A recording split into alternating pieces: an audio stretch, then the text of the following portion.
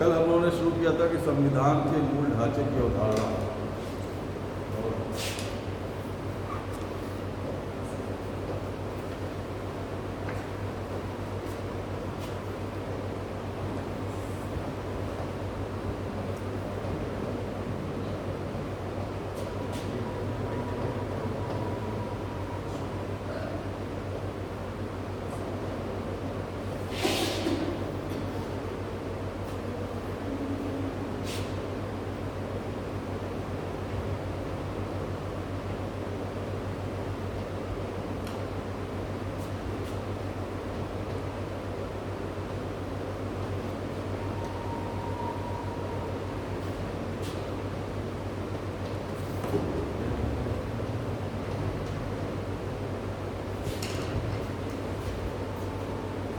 Fundamental structure of the constitution.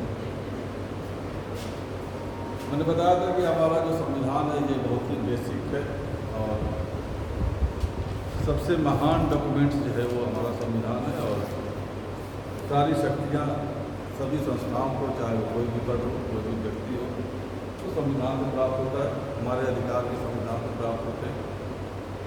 और इसमें जो संविधान का मूल ढांचे की अवधारणा है, खासतौर से ये कंसेप्ट जो है आया है 24 अप्रैल 1973 से।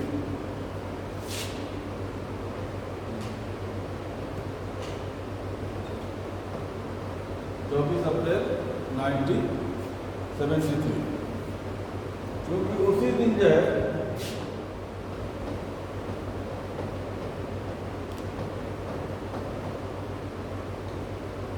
शंकरी प्रसाद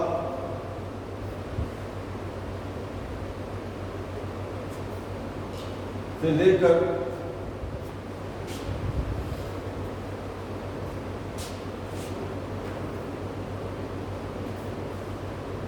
केशव नंद भारती केस का जो है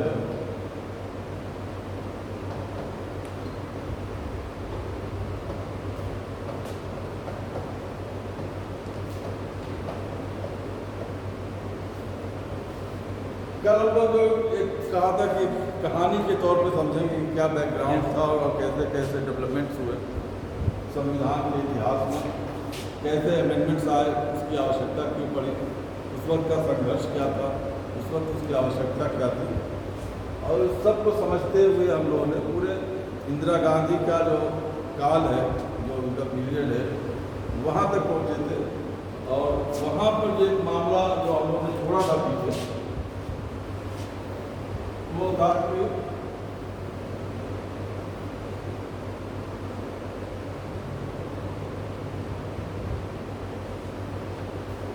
प्रीवी पर्स का मामला।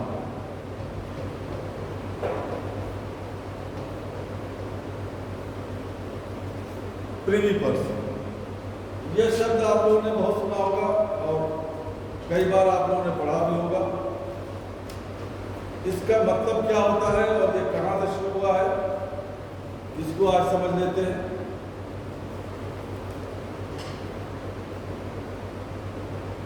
जब भारत आज़ाद हुआ 1947 के एक्ट के तहत, तो करीब 555 रियासतें जो है छोटी बड़ी उस वक्त भारत में थी। और सरदार वल्लभ भाई पटेल पूरे भारत में घूम घूम कर जो है उन रियासतों को एक साथ कर रहे थे, भारत की एकता को और भारत को यूनाइट कर रहे थे। तो उस जमाने में एक 1947 में इनसे समझौता हुआ, क्योंकि बहुत सारे छोटे बड़े और राजा भी थे, नवाब भी थे। तो 1947 में इन लोगों से, जो राजा थे, उनकी जो रियासतें थी, जो नवाब थे और जो राज्य थे जो वहाँ के, उनसे 1947 में समझौता हुआ। और उसमें उन्होंने कहा कि विलय पत्र पे साइन कर दीजिए और 3 चीज़ें हमारे पास रहेंगी, बाकी आपके पास रहेंगी। जैसे अंतर्राष्ट्रीय संबंध है, डिफेंस है, मुद्रा है, कम्युनिकेशन है, ये सब चीज़ें जो है हमारे पास रहेंगी, बाकी सारी चीज़ें आपके पास रहेगी, आप अपने हिसाब से चलाते रहेंगे। लेकिन जब 1949 में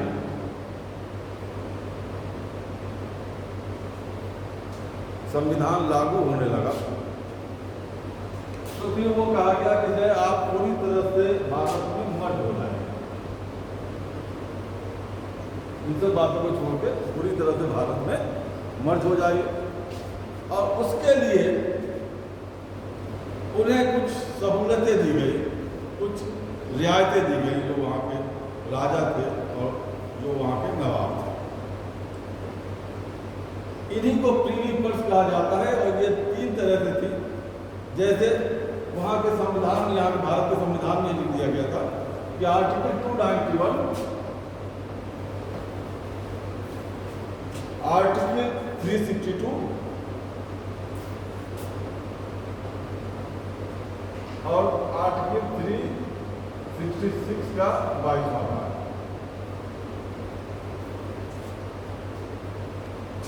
आर्टिकल 291, आर्टिकल 362 और आर्टिकल 366 का 22वां भारत के संविधान में ही ये प्रीवी बर्थ या राजाओं के अधिकार के लिए भारत के संविधान में रखा गया।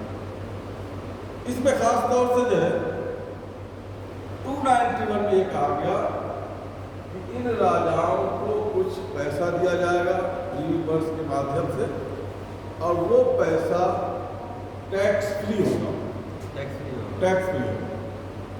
दूसरा कि ये पैसा भारत के संचित निधि पर भारित होगा, भारत की संचित निधि पर भारित होगा।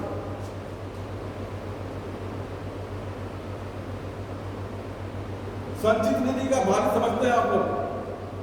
यस सर, जो केंद्र सरकार के जो पैसा होता है, टैक्स वगैरह जाता है, वो संचित निधि। संचित निधि से ही राष्ट्रपति का वेतन होता है, उपराष्ट्रपति का वेतन होता है, सुप्रीम कोर्ट के जजेस का वेतन होता है, हाई कोर्ट के जजेस का वेतन होता है, CAG controller and auditor general. यानी कि ये वो मद है जिस पर कि पार्लियामेंट में वोटिंग नहीं होगी, यानी कि पार्लियामेंट में वोटिंग के जरिए इस मद को समाप्त या कम नहीं किया जा सकता। ठीक है, तो उनको जो है कि इस पर कोई बहस नहीं होगी, कोई वोटिंग नहीं होगी, ये पैसा तो देना ही है। और कैसे? टैक्स फ्री होगा, टैक्स फ्री भी होगा, और ये पैसा जो है भारत की संचित निधि पर चार्ज होगा भारत में। फिर 366(22) का जो, इसके तहत कुछ और अधिकार भी दिए गए, सम्मान भी दिए गए, उपाधियाँ दिए गए, जैसे सर का और बहुत सारे महाराज का और राज्य अध्यक्ष की कुछ जो है, कुछ को जो है तोप की सलामी दी जाती थी। तो इस तरह से 366(22) में जो है रूलर्स की परिभाषा लिखी गई थी कि रूलर्स कौन होगा, यानी कि प्रीवी बर्थ का पाने का अधिकारी कौन होगा, किसको प्रीवी बर्थ दिया जाएगा। 62 में क्या है? 362 में क्या है? 362 में कुछ अधिकार, सम्मान, उपाधियां।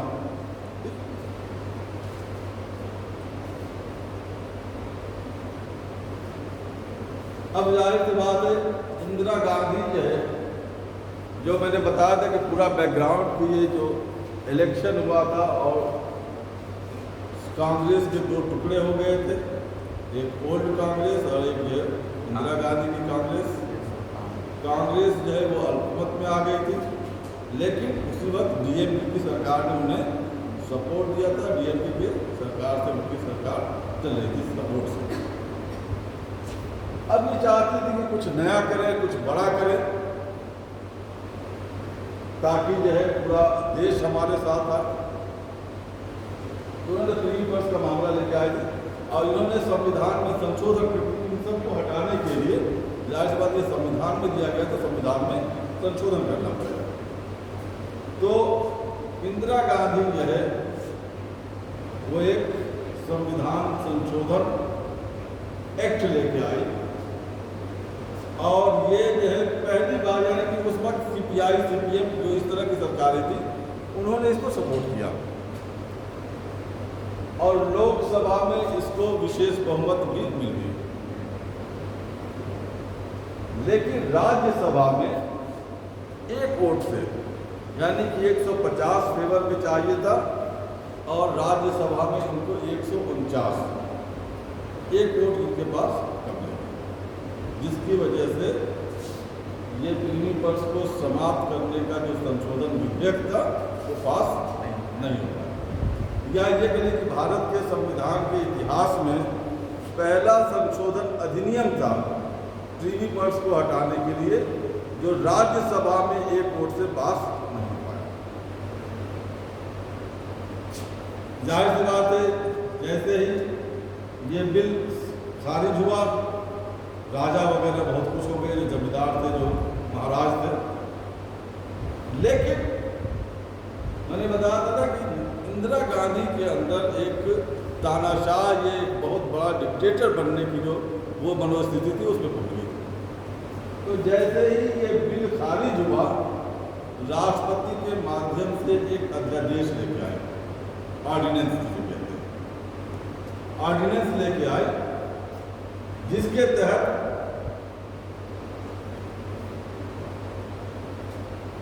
उन्होंने 366(22) में जो रूलर्स की परिभाषा थी, उन्होंने कहा कि परिभाषा ही बदल दी।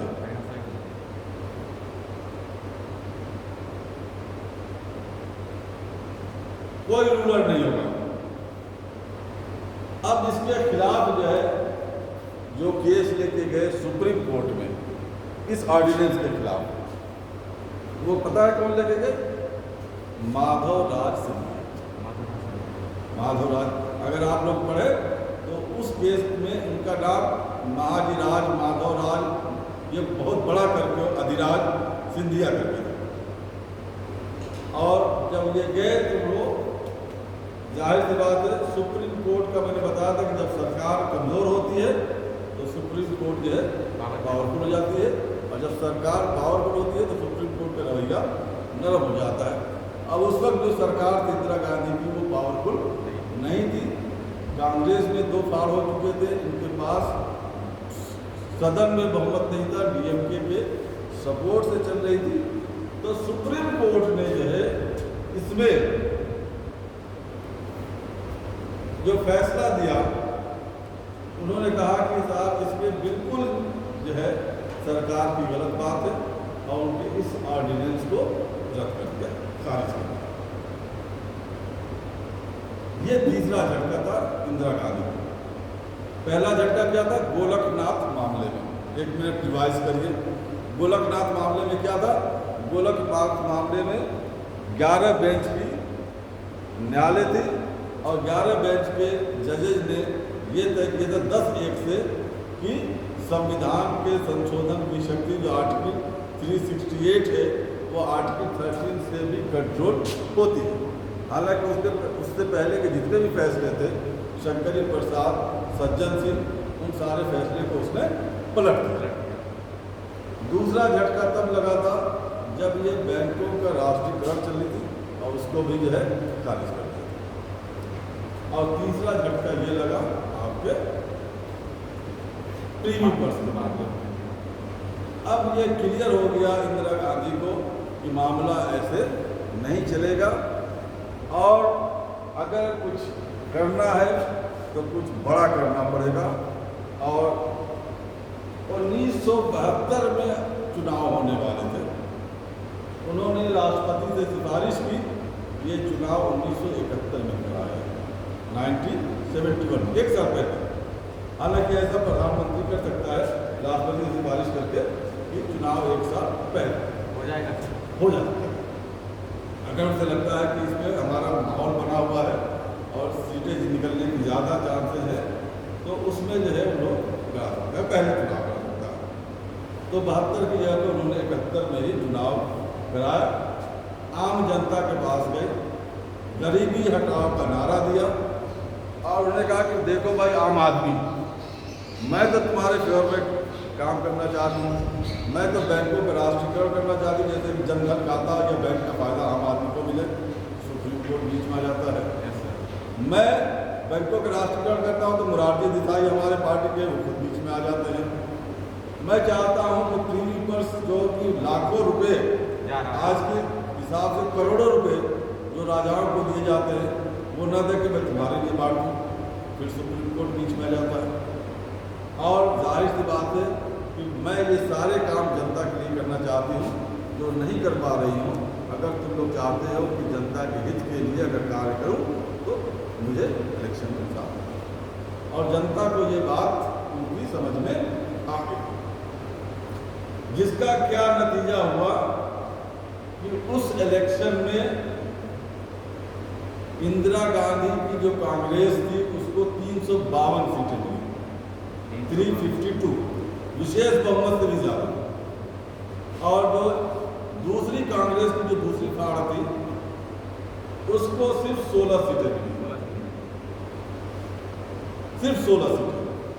हालांकि इस इलेक्शन में बहुत सारे जो राजा थे वो भी इंदिरा गांधी के खिलाफ इलेक्शन लड़े, जैसे विजय राजा सिंधिया, उनकी जो मदर थी, और जो है माधवराज सिंधिया, ये तो दोनों जीत गई थी।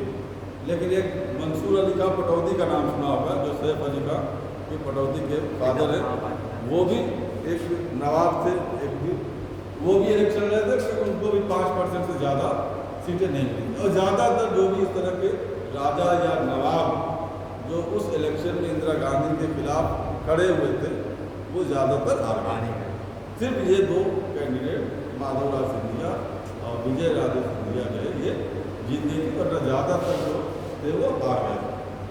अब इनके पास जो है फिर अच्छा ज़्यादातर राज्यों की सरकारें भी फिर कांग्रेस की, तो जो कांग्रेस की जो स्थिति बीच में कमज़ोर हो गई थी वो फिर से मजबूत हो गई है। ये कह लीजिए इंदिरा गांधी के पास फिर वही शक्ति आ गई जो कि एक ज़माने में नेहरू जी के पास होती थी, कि पूरा कांग्रेस उनके हाथ में और पूरा लोकसभा राज्यसभा उनके हाथ में, पूरा देश उनके हाथ में। तो वो शक्ति जो है इंदिरा गांधी के बाद आ गई।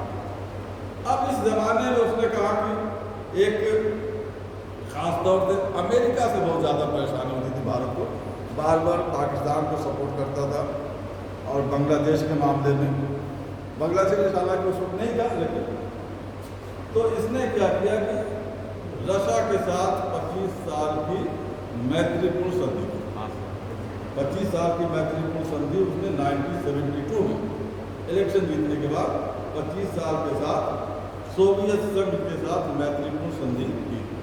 उसने कहा था कि गुट निरपेक्ष आंदोलन तो ऊपर से चलता रहेगा, लेकिन अंदर ही अंदर हम आपके साथ हैं, हमारा झुकाव आपकी तरफ है, आप हमें अमेरिका से बचा लेना और जो है चीन से बचाए रखना। रशिया ने कहा कोई बात नहीं, हम तुम्हारे साथ बेफिक्र हैं। जैसे ही रशिया से सपोर्ट मिला उन्होंने दिसंबर में पाकिस्तान से युद्ध छेड़ दिया, और 13 दिन के ही पूरे उसमें क्या हुआ, बांग्लादेश एक नया देश बना।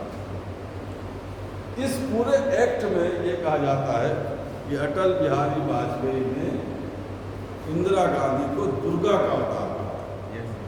दुर्गा का अगर कहीं देखें नेट वगैरह पे तो मिलेगा, हालांकि इस पर बड़ा डिबेट है, तो कुछ कहते हैं कि कहा था, कुछ कहते हैं कि नहीं कहा था।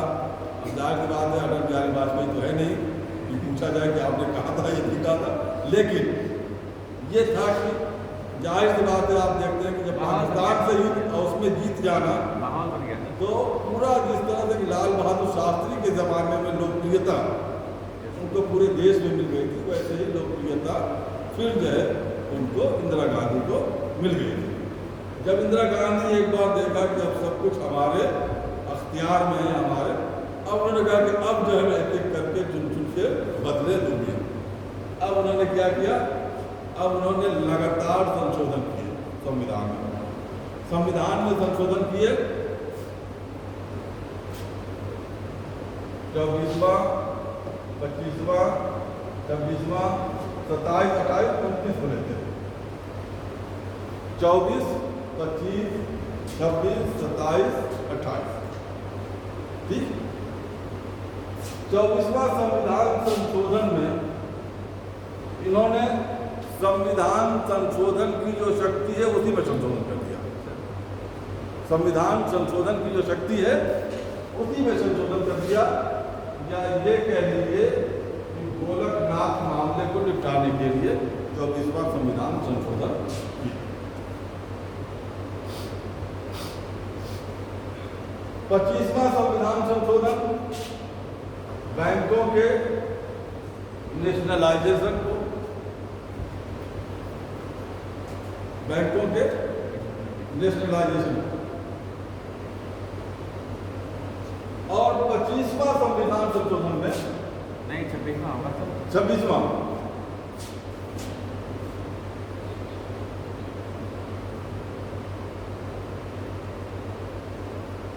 नहीं 25वें में, सॉरी, बैंक ऑफ नेशनलाइजेशन 26वें से हुआ। इसमें जो है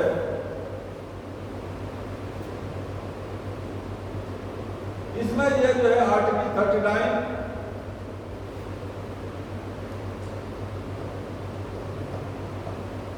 और 39C,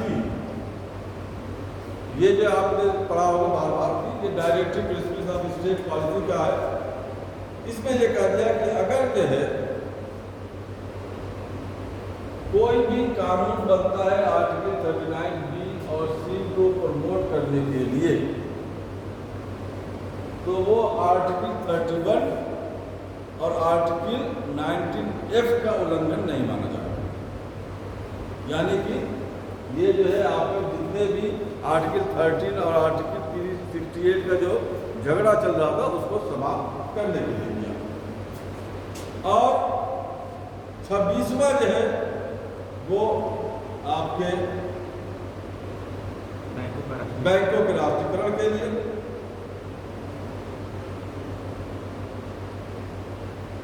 तो सर जो इससे पहले बैंकों का राष्ट्रीयकरण हुआ था वो रद्द हो गया था सर, अवैध हो गया था। अवैध हो गया। फिर जब ये संशोधन किया तब जाकर वैध बना, लीगल बना। उसके बाद जो है एक शब्द लिखवा दिया,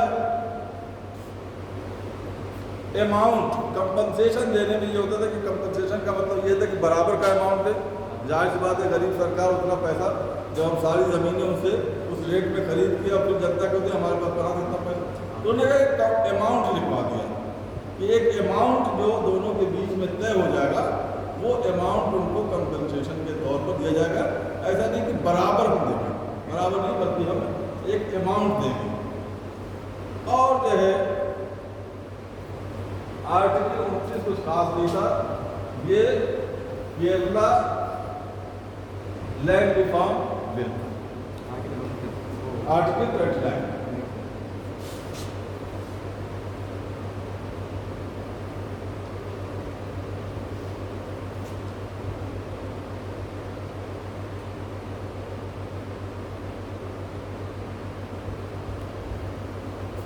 केरला, जैसे मैंने बताया कि आर्टिकल जो 4 था संशोधन का, उसे करके बंगाल का जैसे बेला बनर्जी का मामला था उसे निपटाया।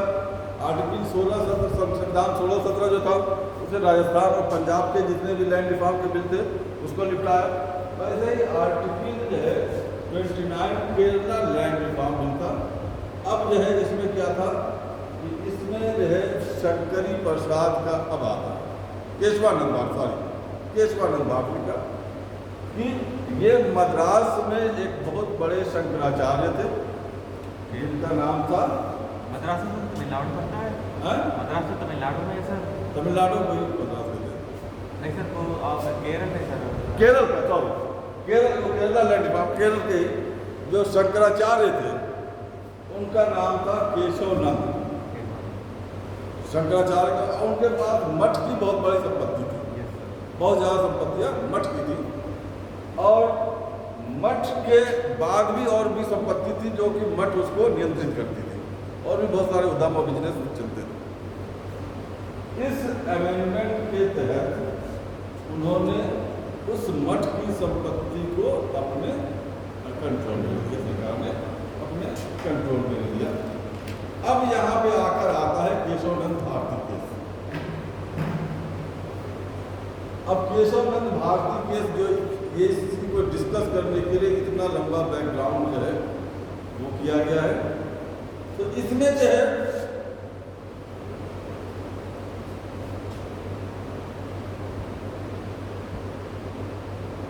जाहिर सी बात है, इसमें जो पहले आया था गोलकनाथ के मामले में वो 10-1 से आए थे, यानी कि 11 जजेस का बेंच था।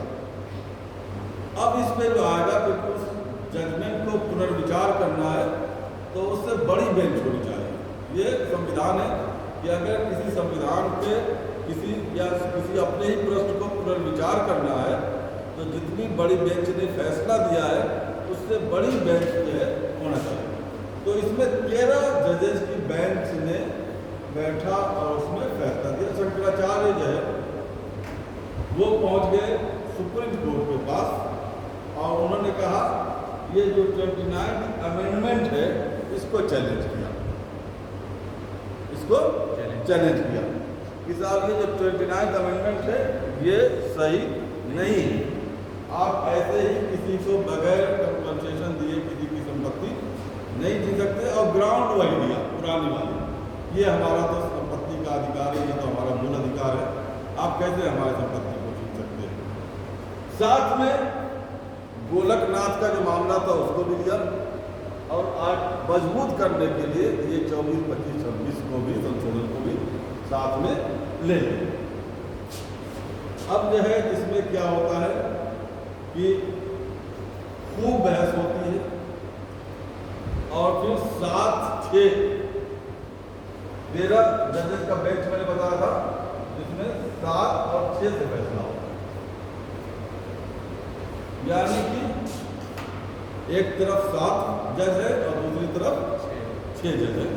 और इसमें यह होता है कि जो फैसला माना जाएगा वो मेजॉरिटी का माना जाएगा, हालांकि जो माइनॉरिटी में है जो कम है वो भी अपना फैसला दे सकता है, उसको भी अपना फैसला देने का अधिकार है।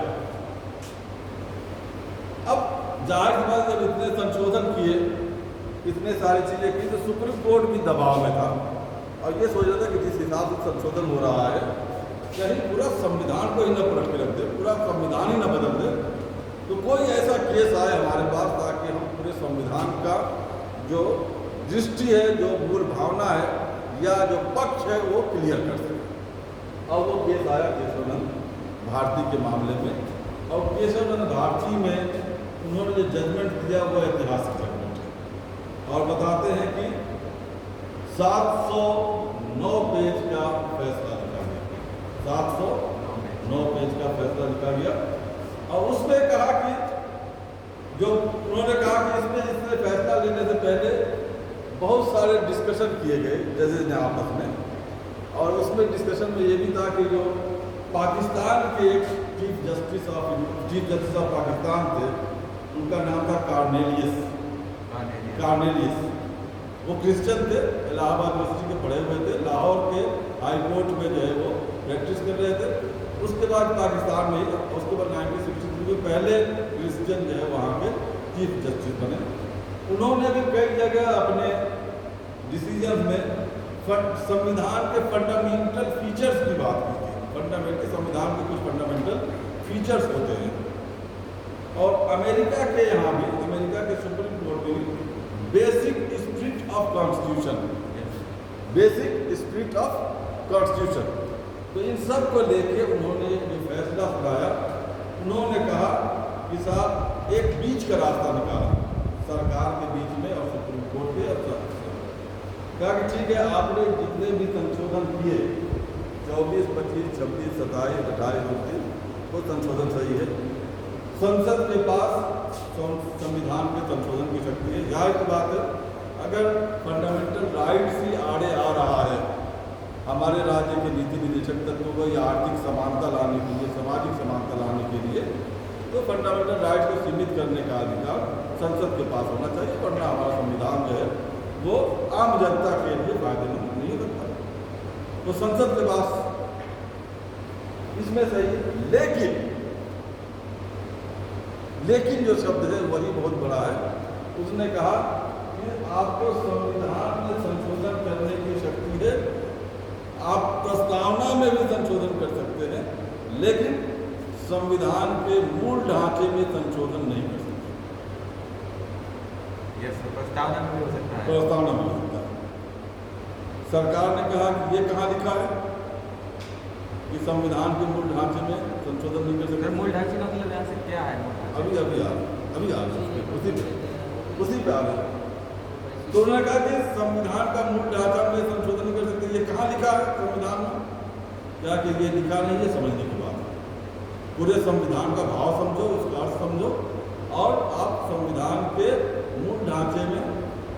फिर उसने कहा कि साहब ये मूल ढांचा है क्या? सरकार ने पूछा कि मूल ढांचा है क्या? तो उन्होंने कहा कि हम अभी नहीं बताएंगे, जब जरूरत पड़ेगी, जब जरूरत पड़ेगी तब बताएंगे क्या है मूल ढांचा। उन्होंने कहा जैसे प्रजातंत्र है, ये संविधान का मूल ढांचा है। संसद कितने भी पावरफुल हो जाए, कितने भी विशेष बहुमत है, उसके इस जो मूल ढांचा है उसमें संशोधन नहीं कर सकते। फिर एस.आर. बोम्मई एक विवाद है, उसमें उसने कहा कि जो धर्मनिरपेक्षता है वो संविधान का मूल ढांचा है, उसमें परिवर्तन नहीं किया जाता। उसके बाद बहुत सारी चीज़ें संविधान के मूल ढांचे में बताई गई, उसकी मैं लिस्ट पूरा अभी। वो कहा गया कि ये सारी चीज़ें संविधान का मूल ढांचा है, चाहे कितना भी संसद ताकतवर हो जाए, संविधान के मूल ढांचे में परिवर्तन नहीं कर सकती। तो ये है उस केस की अहमियत, जिसने एक लिमिट बना दिया, एक लाइन खींच दी संसद के पास और सरकार के पास कि आप कितने भी ताकतवर हो जाए, लेकिन इस लाइन के बाद जो है आप संशोधन नहीं कर सकते। क्योंकि उसने कहा, अच्छा एक आखिरी सवाल ये भी है कि मान लीजिए संसद ने संविधान में संशोधन करके और उस एक्ट को शेड्यूल 9 में डाल दिया, शेड्यूल 9 में, और शेड्यूल 9 में डालने का मतलब ये होता है कि उसका जो है जुडिशियल रिव्यू नहीं हो सकता। तब क्या होगा? तो मिनर्वा मिल केस में उसने ये दिया कि जो जुडिशियल रिव्यू है वो भी संविधान का मूल ढांचा है, वो भी संविधान का मूल ढांचा है, वो होके रहेगा, वो होके रहेगा, उसे हम बदल नहीं सकते। लेकिन वामन राव के मामले में ये कहा कि चूंकि 24 अप्रैल 1963 को ये संविधान के मूल ढांचे का प्रावधान आ गया था और ये मान लिया गया था कि सुप्रीम कोर्ट के पास जो है संविधान के व्याख्या और संविधान का पुनरीक्षण का अधिकार है, तो उससे पहले के जितने हैं उस पर तो हम न्यायिक पुनर्विलोकन नहीं करेंगे। लेकिन 24 अप्रैल 1963 के बाद, 1973 के बाद जितने भी संविधान का संशोधन होगा उसका हम जुडिशियल रिव्यू करेंगे कि कहीं ये संविधान के मूल ढांचे को तो नुकसान नहीं पहुंचा रहा या उसमें संशोधन तो नहीं कर रहा। ये पूरी उसकी अहमियत है। अब जो है जाहिर सी बात है, इसमें जो 7 और 6 उसके बाद कुछ चीज़ें जो भारत की राजनीतिक उसमें घटी वो कुछ अच्छी नहीं है, उसका भी कोई जिक्र करते हैं कि उसके बाद क्या हुआ।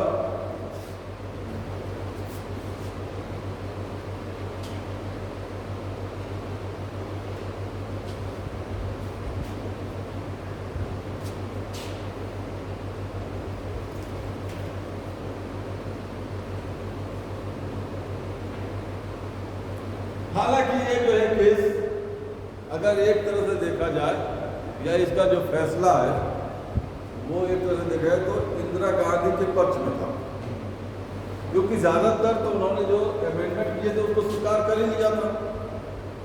इसके बाद जो पूंजीपतियों से या जमींदारों से जमीन छीनना आसान हो ही गया था, प्रीवी पर्स खत्म ही हो गया था, और जो है आपका बैंकों का राष्ट्रीयकरण भी हो गया था। आर्टिकल 39B 39C को भी लागू करना आसान हो गया था। तो ये सारी चीज़ें उनके पक्ष में थी। सिर्फ उन्होंने ये कहा कि संसद के पास भी संविधान की संशोधन की सीमित शक्ति है और वो इसके मूल ढांचे में परिवर्तन नहीं कर सकती। लेकिन ये बात भी उस वक्त जो मनोस्थिति से इंदिरा गांधी गुजर रही थी, ये बात भी उन्हें बर्दाश्त नहीं थी। और इसमें जो फैसला दिया था, मैंने बताया था कि 13 जजेस के बेंच ने दिया था, और उस वक्त जो है जो चीफ जस्टिस ऑफ इंडिया थे SF सीकरी,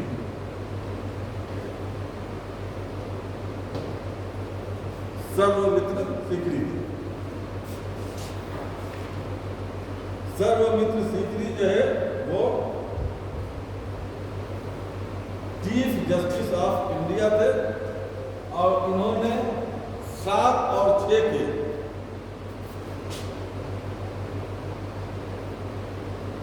ये फैसला सुना।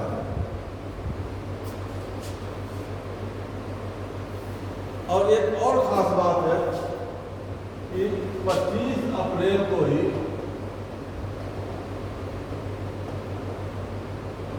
रिटायरमेंट हो गया इनका रिटायरमेंट था।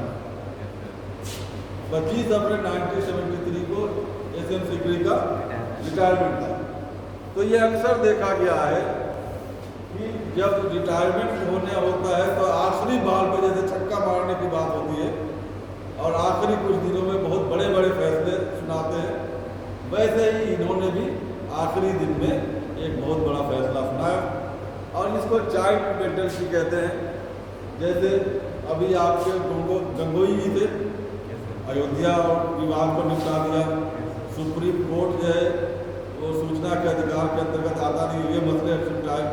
उससे पहले मिश्रा जी थे, उन्होंने कई बड़े मसले निपटाए, 1 महीने के अंदर 30 बड़े बड़े विवाद को निपटा दिए।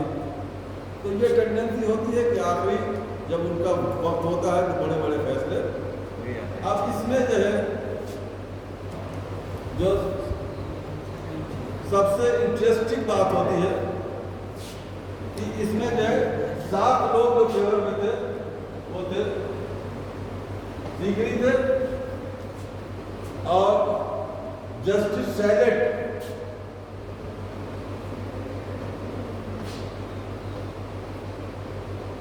जस्टिस सैलेट थे, जस्टिस ग्रोवर थे और हेगड़े।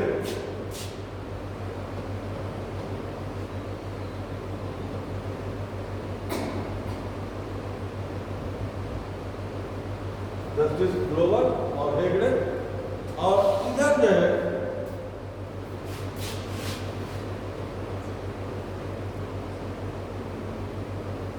जो इस फैसले के खिलाफ थे ए.एन. रे, याद है आपको? ए.एन. रे का एक बार जिक्र और आ गया कि गोलकनाथ मामले में 10-1 से जो फैसला हुआ था उसमें 10 जस्टिस की वो एक तरफ थे जज और एक जो है ये ए.एन. रे अकेले एक।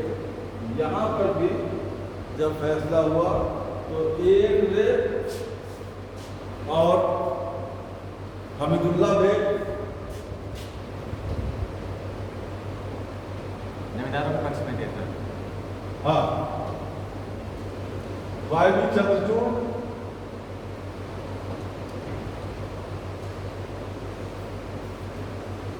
और एक और थे पी.एन. भगवती जो कि बाद में भी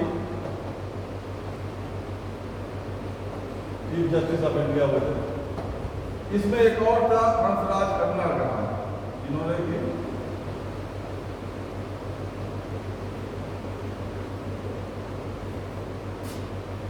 जो अगेंस्ट में फैसला दिया था सरकार के।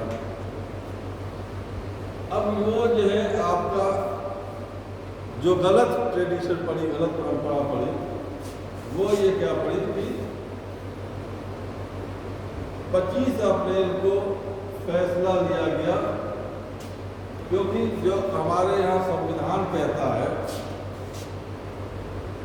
संविधान का आर्टिकल 124 जो कहता है वो ये कहता है, वो सारे जजेस के नियुक्ति की प्रक्रिया तो बताता है, लेकिन चीफ जस्टिस ऑफ इंडिया का जो नियुक्ति होगी उसके संबंध में कुछ नहीं। उसमें ये परंपरा है कि जो सीनियर मोस्ट जज होगा, जो सीनियर मोस्ट जज होगा वही चीफ जस्टिस ऑफ इंडिया होगा। सीनियर मोस्ट जज सुप्रीम कोर्ट का वही चीफ जस्टिस ऑफ इंडिया होगा। हालांकि एक और इंटरेस्टिंग बात बताऊं मैं आपको, नेहरू जी के ज़माने में 1951 में H.J. Kania chief justice of India थे, H.J. कानिया। उसके बाद जो सीनियरिटी पे आते थे वो पतंजलि शास्त्री आते थे, पतंजलि शास्त्री। और एक बहुत ज़्यादा, हालांकि ये कहा जाता है कि नेहरू जी जो है पतंजलि शास्त्री से बहुत ज़्यादा खुश नहीं थे, और वो एक दूसरे जो जज थे विजन कुमार मुखर्जिया, वो चाहते थे कि ये जो है H.J. कानिया के बाद ये जज बने, चीफ जस्टिस बनेंगे। तो 1951 में H.J. कानिया के जैसे ही रिटायरमेंट हुआ तो नेहरू जी ने इनका नाम सजेस्ट किया, किसका? विजन कुमार मुखर्जिया। तो जैसे ही विजन कुमार मुखर्जिया का नाम नेहरू जी ने सजेस्ट किया तो पतंजलि शास्त्री जो उसके बाद आते थे उन्होंने और विजन कुमार मुखर्जिया ने भी साथ में, और जितने सुप्रीम कोर्ट के जज थे उन सब ने इस्तीफा दे दिया। जिला साहब आप बाहर से किसी को बना लो, हम नहीं बनाएंगे, आप जिसको चाहो बना लो, क्योंकि वो समझ गए थे कि एक बार अगर हम इसमें इंटरफेयर करने को देंगे तो सरकार बार बार जो है वो इंटरफेयर करेगी। यहाँ पे नेहरू जी को झुकना पड़ा और फिर जो है पतंजलि शास्त्री ही चीफ जस्टिस ऑफ इंडिया बने सेकेंड। उसके बाद जो है विजन कुमार मुखर्जिया हालांकि सीनियरिटी में फिर बाद में आ गए, चीफ जस्टिस वो भी बने थे। लेकिन यहाँ पर जो हुआ, जब इसके बाद 25 अप्रैल 1973 को शैलेट ग्रोवर हेगड़े जो सीनियरिटी में आ रहे थे, इसके बाद सीकरी के बाद इनको चीफ जस्टिस ऑफ इंडिया न बना के A.N. रे का नाम इंदिरा गांधी ने दिया। समझ रहे बात को? क्योंकि A.N. रे ने सरकार का साथ दिया, सरकार का पक्ष रखा था कि साहब सरकार जो है कुछ भी कर सकती है, कोई भी संशोधन कर सकती है, उसकी कोई सीमा। वो तो सर जमींदारों के पक्ष में थे A.N. रे। हाँ, वो तो जमींदारों के पक्ष में थे सर A.N. रे। नहीं ये जो फैसला आया है ये तो सरकार के पक्ष में आया था सर, ये ना। हाँ सर, नहीं, सरकार के पक्ष में तो था, लेकिन ये जो आपका सक्करी प्रश्न, ये केशवनंद भारती में, केशवनंद भारती में सरकार के ही पक्ष में था, लेकिन आधा था ना। उसने कहा कि ये सारे अमेंडमेंट तो सही है, लेकिन उसकी भी एक सीमित सीमा है, लिमिट में कर दी, लिमिट में कर दी। वो लिमिट ही तो इन्हें बर्दाश्त नहीं थी। वो चाहते थे कि सबको ही कंट्रोल करें और सुप्रीम कोर्ट को भी कंट्रोल करें। तो वो ये थे कि कोई सीमा नहीं होनी चाहिए, उसके पक्ष में ये थे A.N. रे। सरकार के जो तर्क था कि सरकार या संसद के पास अगर बहुमत है, विशेष बहुमत है, तो वो किसी भी संविधान में किसी सीमा तक भी संशोधन कर सकती है। और इन्होंने कहा कि मूल ढांचे में आप संशोधन नहीं कर सकते। ये उन्होंने कहा कि मतलब उसकी कोई सीमा नहीं है, वो कहते थे उसकी कोई सीमा नहीं, इसलिए बनाया है। अब जो है आप ये देखिए कि A.N. रे बने, उसके बाद ये कि 19 महीने की जो इमरजेंसी हुई, उसका सबसे कड़वा सच ये है कि उस जमाने में सुप्रीम कोर्ट ने आम जनता का साथ नहीं दिया था, सरकार का साथ दिया था, और जनता की बात को उन्होंने नहीं सुनी। हालांकि एक बहुत प्रसिद्ध मामला था हैबिस कॉर्पस का, जबलपुर SDM वर्सेस और कोई मामला था, उसमें भी 4-1 से फैसला हुआ था। तो 4 में से यही 4 थे, ये 4 थे, और अकेले जो अलग थे वो हंसराज खन्ना थे। यानी कि वहाँ भी सरकार का साथ देने वाले ये 4 थे, ये भगवती भी आ गए थे उसमें, और विरोध करने वाले जो है हंसराज खन्ना थे। बहुत महान जूरिस्ट रहे, ये भी बाद में चीफ जस्टिस ऑफ इंडिया बने। लेकिन जब A.N. रे रिटायर हुए तो हंसराज खन्ना का नंबर था, इनको नहीं बनाया गया, हमीदुल्ला बेग को बना दिया। यानी कि जो एक ये परंपरा चल पड़ी कि जो सरकार का साथ देगा उसे मुख्य न्यायाधीश बनाया जाएगा। हालांकि 51 से लेकर 1973 तक ऐसा कोई केस नहीं हुआ था, सिर्फ एक था जफर इमाम का। हालांकि उनको भी मेंटल और हेल्थ इशू पर प्रमोट नहीं किया गया था, वरना कोई ऐसा इशू नहीं था कि सीनियर मोस्ट हो उसे चीफ जस्टिस ऑफ इंडिया नहीं बनाया गया हो। लेकिन यहाँ पे एक जो है गलत ट्रेडिशन पड़ रही थी, और उसको सही भी सुप्रीम कोर्ट ने ही किया। सुप्रीम कोर्ट ने क्या किया कि 1993 के 9 जजेस की बेंच ने ये फैसला दिया कि चीफ जस्टिस ऑफ इंडिया जो होगा वो सीनियर मोस्ट जज भी होगा। ये भी सुना जाता है कि 1975 में A.N. रे ये जो है, ये जो 29th अमेंडमेंट हुआ था उसको फिर रिव्यू करना चाहते थे और केशवनंद भारती के फैसले को बदल देना चाहते थे, पलट देना चाहते थे। लेकिन इसमें भी वकील बनकर वही नानी पालकी वाला आए और उन्होंने सरकार के छक्के छुड़ा दिए। उन्होंने कहा कि जब रिव्यू पिटीशन डाली ही नहीं गई है तो किस बात में रिव्यू हो रही है। हाँ सर, कितने याचिकाएं नहीं डाली तो कोई अधिकारी या कोई औचित्य नहीं बनता है। और फिर जजेस को भी अपने आत्मसम्मान का या सारी चीज़ों का खतरा हुआ तो उसको जो है खारिज किया गया। वरना ये था कि 1975 में उस केस को भी पलट दिया गया। तो ये महत्व है केशवनंद भारती का और संविधान के मूल ढांचे के इतिहास का। अब इसमें कुछ जो फैक्ट्स हैं, इसमें तो एक कहानी की तरह ये सारी चीज़ें बताई गई। जो फैक्ट्स हैं उसको नोट कर लीजिए तो ये सारी चीज़ें क्लियर हो जाएंगे।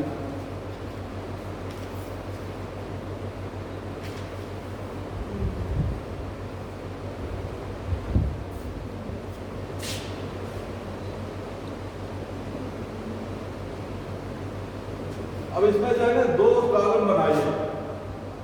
यहाँ पे एक तो ऐसे कर लीजिए, एक ऐसे कर लीजिए।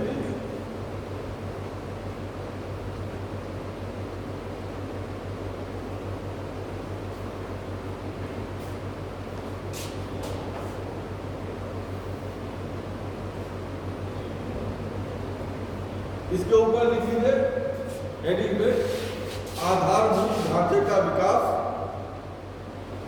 आधारभूत ढांचे का विकास कहाँ पे लिखे सर इसमें? इसके ऊपर यहाँ आधारभूत ढांचे का विकास उच्चतम न्यायालय के निर्णय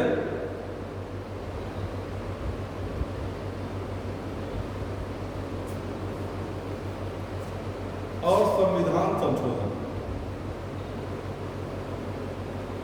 आधारभूत ढांचे का विकास, उच्चतम न्यायालय के निर्णय और संविधान संशोधन। अब यहां पे जो लिखिए वो है शंकरी प्रसाद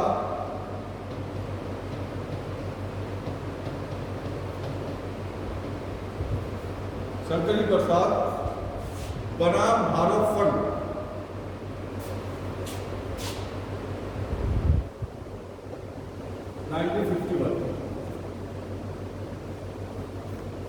शंकरी प्रसाद बनाम भारत संघ 1951। अब इसमें जो है क्या क्या निर्णय हुए उसको 2-3 पॉइंट्स बना लीजिए, उसको लिख लीजिए इसके सामने।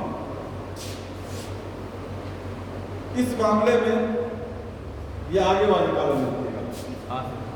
इस मामले में ये देखा गया कि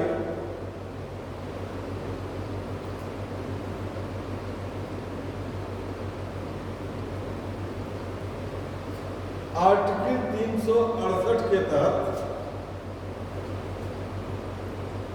इस मामले में ये देखा गया कि आर्टिकल 368 के तहत संसद संविधान संशोधन के माध्यम से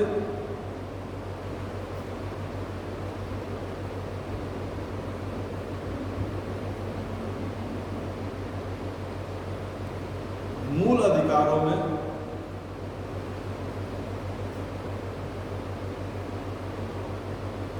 संशोधन कर सकती है।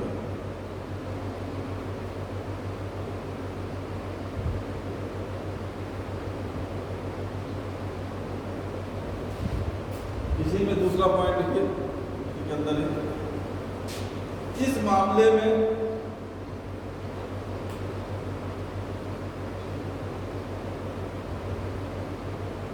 प्रथम संविधान संशोधन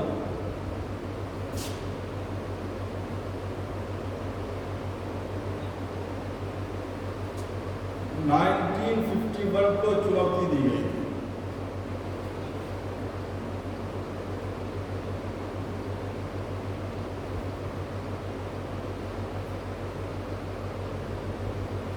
प्रथम संविधान संशोधन के माध्यम से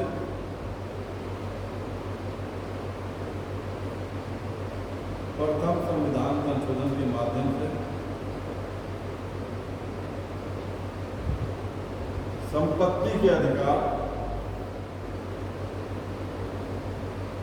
ब्रैकेट में दिए, उस वक्त मूल अधिकार था।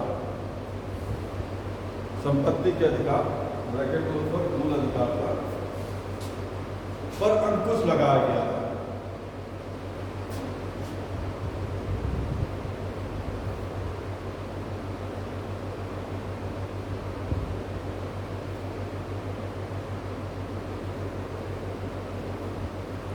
अब तीसरा जो है इसमें और लिख लीजिए, वो बहुत इंपॉर्टेंट है, जो सुप्रीम कोर्ट ने निर्णय दिया है। सुप्रीम कोर्ट ने कहा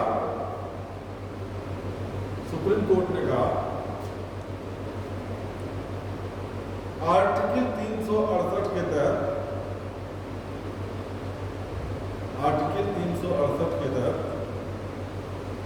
संसद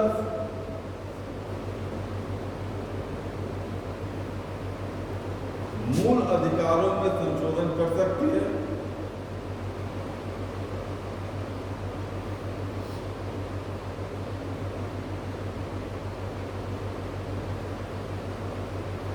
आर्टिकल 13 में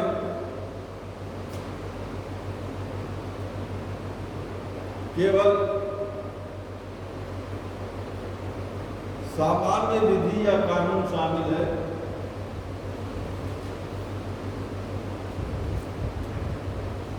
न कि संविधान संशोधन।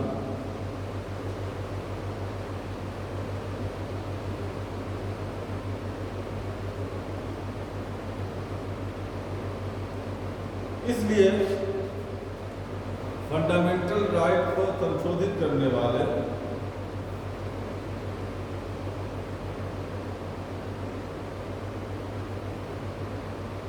संविधान संशोधन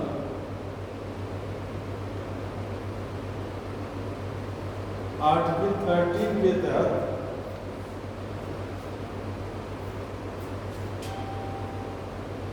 शून्य नहीं हो सकते।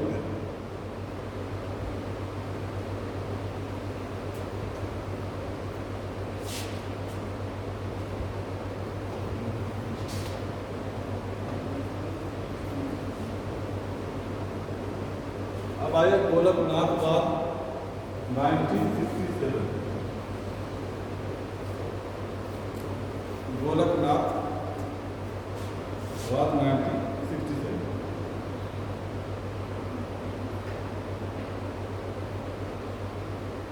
इसके आगे लिखा उसमें, इस मामले में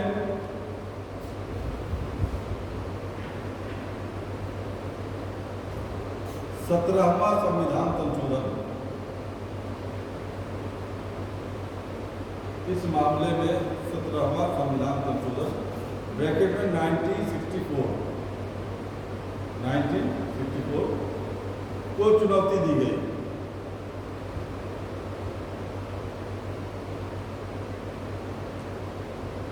सत्रहवें संविधान संशोधन के द्वारा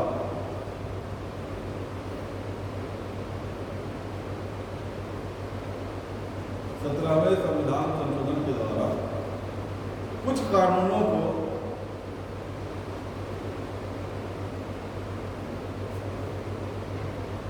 नवी अनुसूची में शामिल किया गया था।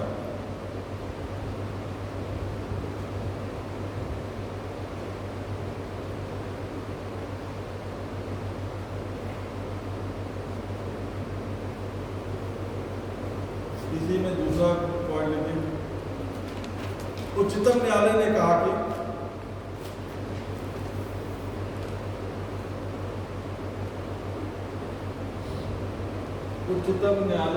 कहा कि मूल अधिकार अपरिवर्तनीय व अहस्तांतरणीय है। मूल अधिकार अपरिवर्तनीय व अहस्तांतरणीय है। इसलिए संसद इसमें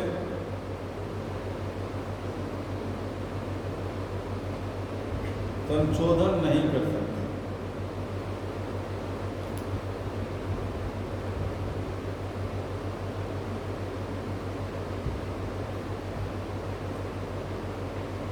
अपना एक जो फैसला था वो चेंज हो गया।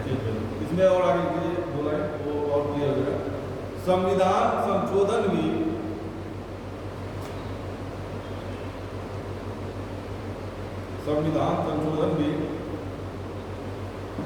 आर्टिकल 13 के तहत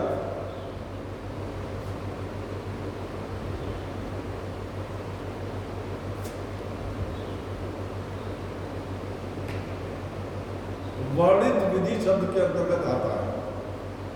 13 के तहत वर्णित विधि शब्द के अंतर्गत आता है।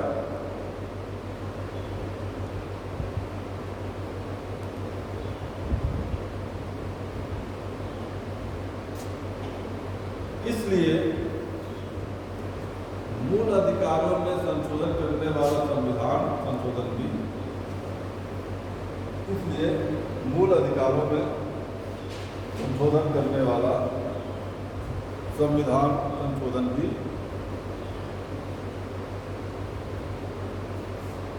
शून्य होगा। संविधान संशोधन भी शून्य, यानी कि जो मैंने शुरू में बताया था यहाँ पे आर्टिकल 13 और आर्टिकल 68 का एग्जाम्पल देते, इन्होंने कहा कि आर्टिकल ये जो है 368 जो है वो आर्टिकल 13 के परिधि में ही आता है। ये गोलकनाथ ने कहा कि कोई भी, चाहे वो संविधान संशोधन का ही हो चाहे कोई भी हो, वो आर्टिकल 13 की परिधि से बाहर नहीं है। तो शंकरी प्रसाद ने ये समझा कि आर्टिकल 13 अलग है, आर्टिकल 360 अलग है, और जिसको संविधान के संशोधन के माध्यम से किया गया है वो आर्टिकल 13 की परिधि में नहीं आता। मतलब सर वो उसका उल्टा था सर, उल्टा कर पहला कर उल्टा ठीक है। अब इसके अंदर देखिए गोलकनाथ मामले पर संसद में प्रतिक्रिया, गोलकनाथ मामले पर संसद में प्रतिक्रिया,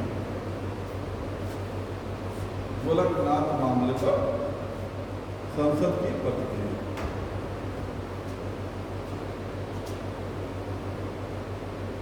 चौबीसवां संविधान संशोधन, 24वां संविधान संशोधन 1971 अभी जिसका जिक्र हुआ है इंदिरा गांधी के जमाने में, 24वां संविधान संशोधन 1971, इसे गोलकनाथ मामले के निर्णय को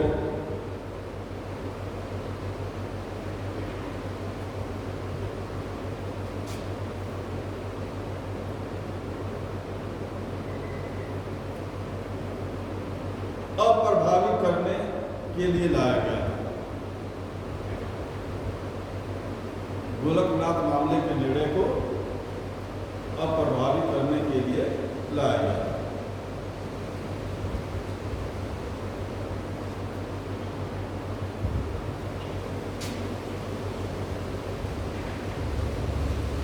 संसद किसी भी मूल अधिकार में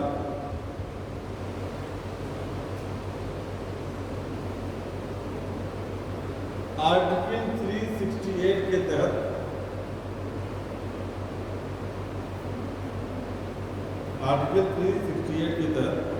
संसद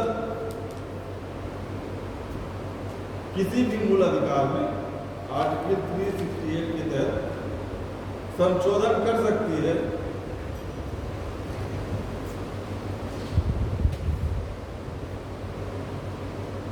और ये अनुच्छेद 13 के अंतर्गत नहीं आएगा। यानी कि उसने फिर जो है वही पुरानी स्थिति को बुला दिया। पहले सर वो मतलब एक दूसरे का उल्टा कर रहे थे। हाँ, एक दूसरे का उन्होंने डिसीजन दिया, इसके खिलाफ उन्होंने डिसीजन दिया, अब इसके खिलाफ उन्होंने संशोधन लिया। अब यहाँ पे देखिए केशव नंद भारती।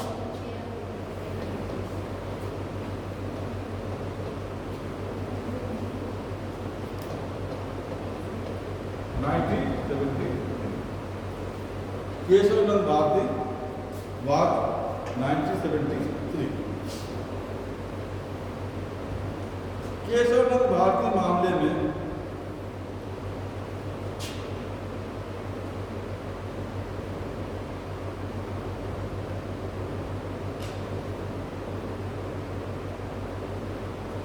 संसद ने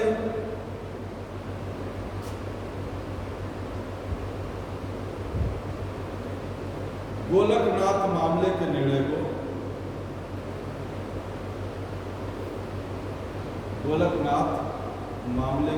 को उलट दिया और 24वें संविधान संशोधन को वैध माना।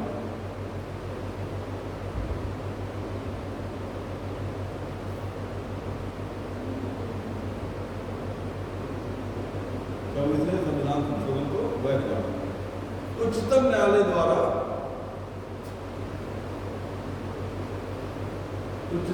द्वारा आधारभूत ढांचे की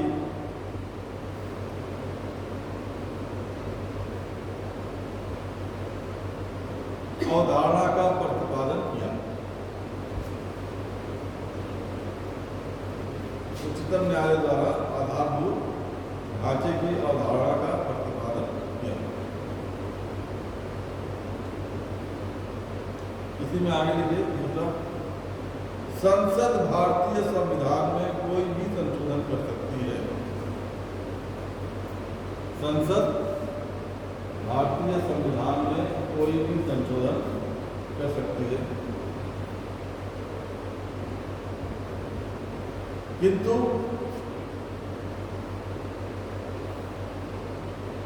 ऐसा संशोधन नहीं कर सकती है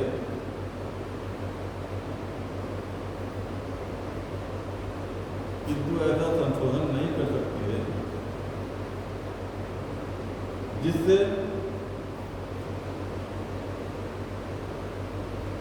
संविधान का आधारभूत ढांचा ही नष्ट हो जाए, जिससे संविधान का आधारभूत ढांचा ही नष्ट हो जाए।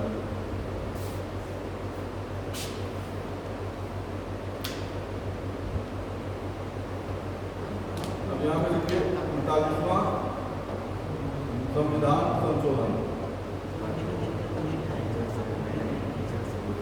39वां संविधान संशोधन 1975। आधारभूत ढांचे थोड़ा समझा दीजिए,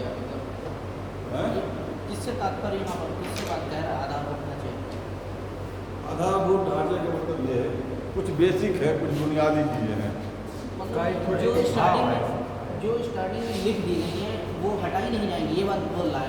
नहीं, जो स्टार्टिंग में लिख नहीं दी गई, जो फिलॉसफी है, जो प्रिंसिपल है, जो दर्शन है, जो आइडियोलॉजी है, जिस पर पूरा भारतीय संविधान टिका हुआ है, वो आधारभूत ढांचा है। भाईचारे का, समानता का, भातृत्व का, धर्मनिरपेक्षता का, प्रजातंत्र का, एकता का, अखंडता का, संप्रभुता का, समाजवाद का, गणतंत्र का, प्रजातंत्र का, ये है। यानी कि इस पर पूरी फिलॉसफी या सभी लोग ये जो हमारे दर्शन है पूरे, यानी कि ये आधारभूत है। कुछ तो बर्दाश्त कर सकते हैं जो छोटी मोटी चीज़ें हैं, लेकिन जो बेसिक चीज़ है हमारी, जो बुनियादी चीज़ है जिस पर पूरा संविधान टिका हुआ है, हम उस पर परिवर्तन नहीं करें। ये समझा की बात, ये है आधारभूत ढांचा। अभी मैं बताऊंगा कि 24 अप्रैल के बाद किन किन चीज़ों का आधारभूत ढांचा में स्वीकार किया गया है। मैंने बताया जैसे प्रजातंत्र का सुप्रीम कोर्ट ने कि प्रजातंत्र हमारा, अगर हम चाहें कि प्रजातंत्र की जगह पे राजतंत्र ले आए, नहीं पॉसिबल नहीं।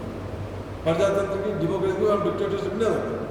ऐसे ही हमारा जो SR बम्बई केस में धर्मनिरपेक्षता है, धर्मनिरपेक्षता भी हमारा, और भी जो बहुत सारी चीज़ें, संसदीय प्रजातंत्र है, पार्लियामेंट्री डेमोक्रेसी है, फेडरल स्ट्रक्चर है, और न्यायपालिका की स्वतंत्रता है, न्यायपालिका की निष्पक्षता है, व्यवस्थापिका, कार्यपालिका और न्यायपालिका में शक्तियों का पृथक्करण है।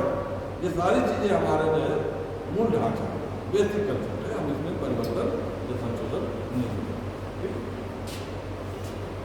39वां संविधान संशोधन 1975, इसके द्वारा प्रधानमंत्री एवं लोकसभा के सभापति के चुनाव को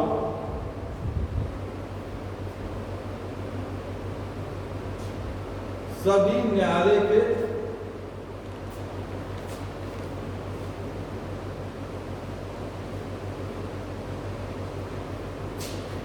क्षेत्राधिकार से बाहर रखने का प्रावधान किया गया था।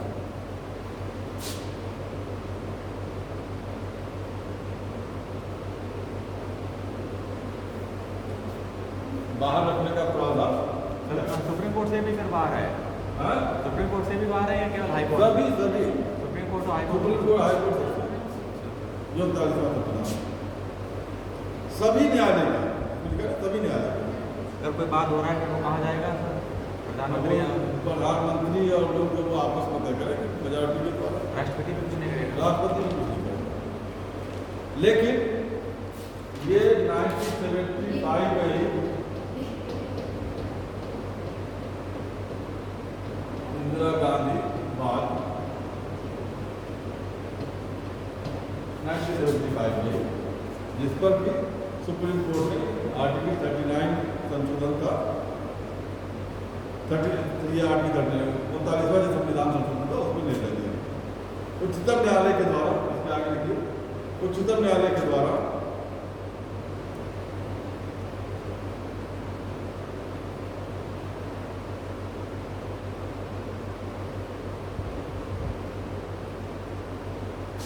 उनतालीसवें संविधान संशोधन को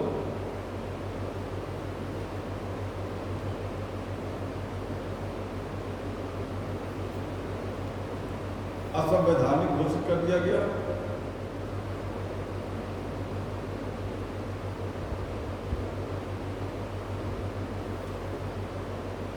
सर बात क्या हुआ था सर? बात हुआ क्या था इंदिरा गांधी बाद 1975 इमरजेंसी का जमाना था। इसके बैकग्राउंड पूरा लेंगे, कभी इमरजेंसी के बारे में डिस्कस करेंगे, इसमें आएगा। 39वें संविधान संशोधन का असंवैधानिक घोषित कर दिया गया। उच्चतम न्यायालय ने कहा कि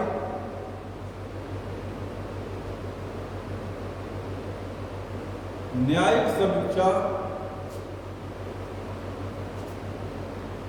संविधान का आधारभूत ढांचा है। जुडिशियल न्यायिक समीक्षा संविधान का आधारभूत ढांचा है। मतलब जैसे केस आ रहे थे वो, यानी कि जो सुप्रीम कोर्ट के पास जुडिशियल रिव्यू है, न्यायिक समीक्षा करने का अधिकार है, ये भी हमारे संविधान का मूल ढांचा है। इसको भी समाप्त नहीं किया है, इसमें भी संशोधन नहीं किया। अब एक है 42वां संविधान संशोधन, ये सबसे बड़ा है। जो बड़ा है, जिसे मिनी संविधान भी कहते हैं। 42वां संविधान संशोधन 1976,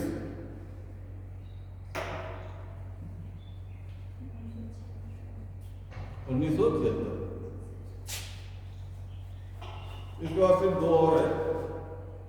42वां संविधान संशोधन 1976, इसके आगे लिखिए, ये संविधान संशोधन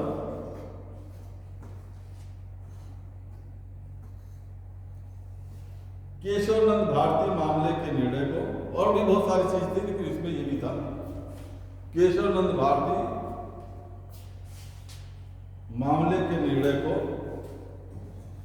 अप्रभावी करने के लिए लाया गया था।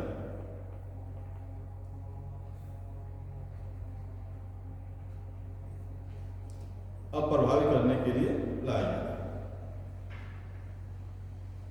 मतलब इंदिरा गांधी पूरा संविधान चेंज करना चाह रहे हैं। हाँ, अब इसमें ये आगे और लिखिए, इसके द्वारा आर्टिकल 368 में संशोधन किया गया। आर्टिकल 368 क्या है? संविधान संशोधन की जो प्रक्रिया उसकी चलती है। इसमें तीसरा पॉइंट लिखिए जो सबसे इंपॉर्टेंट है, संसद को संविधान संशोधन की शक्ति असीमित है। संसद को संविधान संशोधन की शक्ति असीमित है। इसके द्वारा किए गए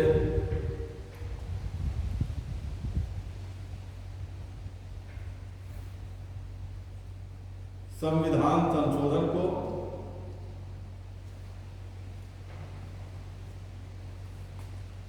न्यायालय में चुनौती नहीं दी जा सकती।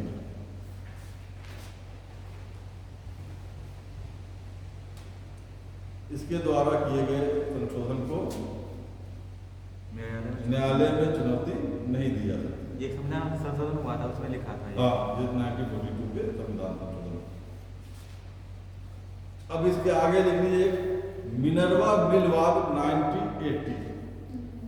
मिनर्वा मिलवाद 1980।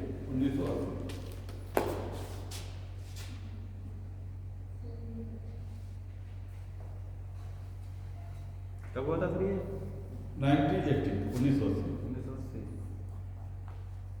42वें संविधान संशोधन को शून्य व असंवैधानिक घोषित कर दिया गया।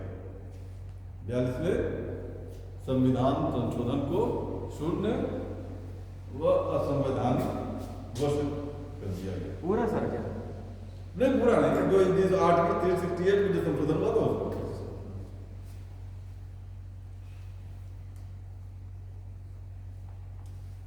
दूसरा, संसद आधारभूत ढांचे में परिवर्तन नहीं कर सकती है।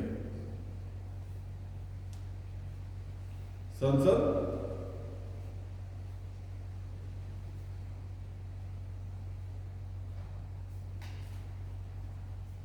आधारभूत ढांचे में परिवर्तन नहीं कर सकती है। ऐसी में तीसरा ये बात आई कि न्यायिक समीक्षा, जुडिशियल रिव्यू संविधान का आधारभूत ढांचा।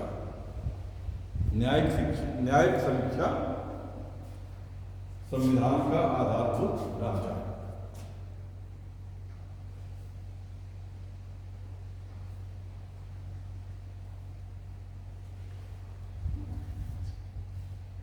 एक आखिरी केस और लिख लीजिए जिससे थोड़ा सा वो क्लियर रहता है कि वो 9th शेड्यूल में जो डाल दिया गया है उस पर लागू होगा या नहीं होगा।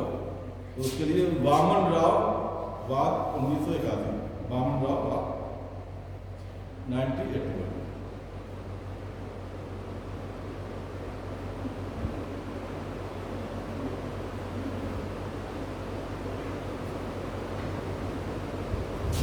इसमें यह आया आधारभूत ढांचे की अवधारणा,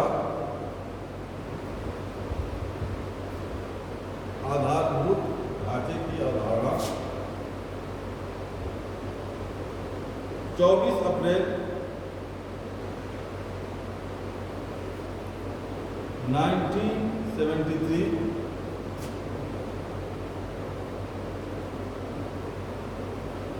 ब्रैकेट में लिखिए केशवानंद भारती मामले के बाद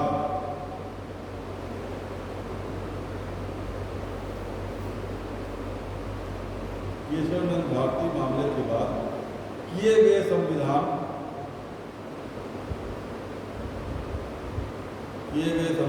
संशोधन पर लागू हुए।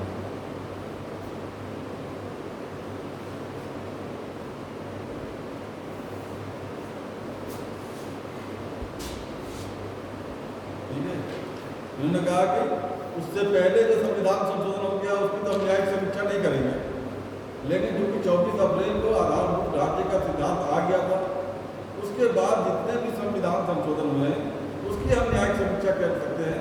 ये संशोधन कहीं हमारे आधारभूत ढांचे को नुकसान तो नहीं पहुंचा रहा है और 9th शेड्यूल में डाल दिए गए, उसके बाद भी हम कर सकते हैं। ये अब आपने कहा कि आधारभूत के तत्व क्या है, क्या क्या चीज़ें हम आधारभूत में, तो कुछ चीज़ें लिख लीजिए जिसको हम आधारभूत मान सकते हैं, जो बेसिक चीज़ें हैं हमारे, जैसे संविधान की सर्वोच्चता,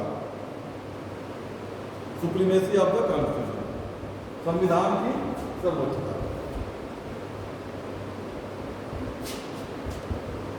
संविधान का संघीय स्वरूप, संविधान का संघीय federal structure of the Indian constitution, संविधान का संघीय स्वरूप, संविधान का धर्मनिरपेक्ष स्वरूप,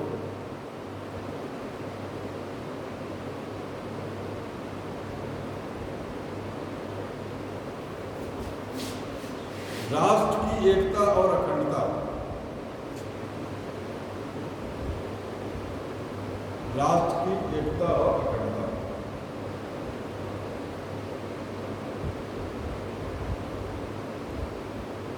न्यायिक समीक्षा, जुडिशियल रिव्यू,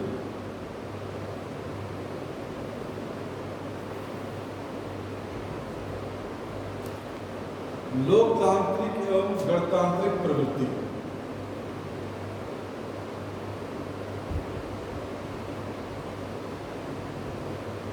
लोकतांत्रिक एवं गणतांत्रिक प्रवृत्ति,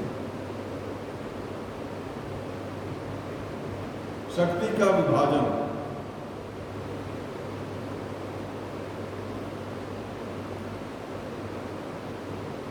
कल्याणकारी राज्य,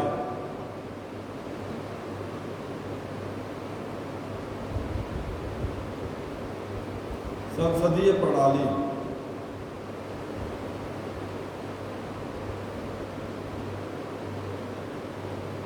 स्वतंत्र एवं निष्पक्ष चुनाव,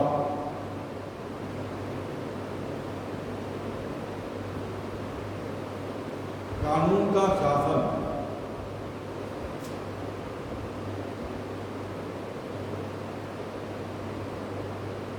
न्यायपालिका की स्वतंत्रता,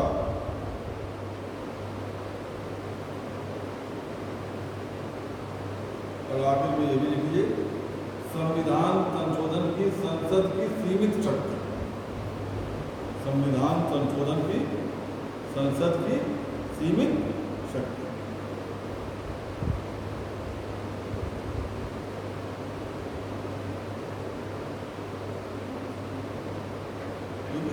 ये सारी चीज़ें जो है हमारा वो मूल ढांचा है, बेसिक कंसेप्ट है हमारा, या बेसिक हमारी फिलॉसफी है संविधान की, आइडियोलॉजी है जिस पर कि हमारा पूरा संविधान, हम छोटी मोटी संशोधन तो बर्दाश्त कर सकते हैं, लेकिन ये जो हमारा बुनियादी ढांचा है उसमें संशोधन करने का हक संविधान को भी, संसद को भी नहीं, चाहे वो। लेकिन सर अभी तक जितने भी आर्टिकल हैं, ऐसा तो है नहीं कोई भी आर्टिकल हटा दिया गया हो, बल्कि और उसे संशोधित करके उसमें और जोड़ा गया है। और जोड़ा गया नहीं, आर्टिकल 291 और वो यह 2-3 जो उसको हटा दिया गया नहीं, तो वो कहीं और शिफ्ट किया गया है ना, उसका हटाने का मतलब बिल्कुल संविधान से थोड़ी ना हटाया गया है, मतलब एक जगह से दूसरी जगह रिमूव किया गया है, मतलब हटाया भी गया है, हटाया भी गया है। जैसे प्रीमियम फंड्स के मामले में वो पूरा आर्टिकल ही खत्म कर दिया गया, जैसे भी हटाया गया वो कर सकते हैं, मूल ढांचे का मतलब ये जो लिखे ये है थोड़ी है।